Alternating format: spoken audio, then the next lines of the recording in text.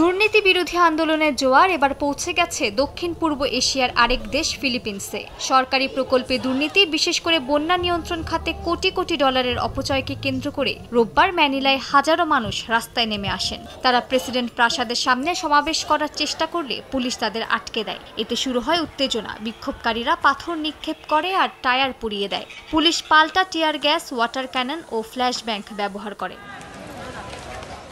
Philippines সরকার 2022 সাল থেকে প্রায় 950 কোটি ডলার খরচ করেছে বন্যা নিয়ন্ত্রণ প্রকল্পে, কিন্তু বর্ষায় রাজধানী সহ বহু এলাকা পানিতে ডুবে যাওয়ায় প্রকল্পে ব্যাপক দুর্নীতির অভিযোগ উঠেছে। এই ক্ষোভই বিক্ষোভে রূপ নেয়।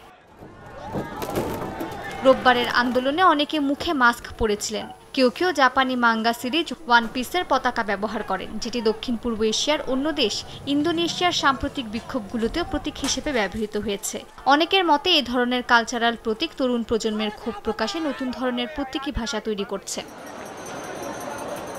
এই বিক্ষোভের সঙ্গে মিলে গেছে প্রাক্তন একনায়ক ফার্দিনান্দ মার্কোস সিনিয়রের সেনা শাসন জারির বার্ষিকী। তখনকার মতোই এখনও দুর্নীতি আর ক্ষমতার অপব্যবহারের অভিযোগে রাস্তায় মানুষ। পুলিশ বলছে বেশ কয়েকজনকে গ্রেফতার করা হয়েছে, আহত হয়েছে বহু মানুষ।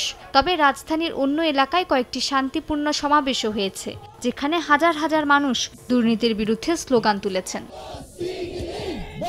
মালিহা সুহরাওয়ার্দী, সময় সংবাদ।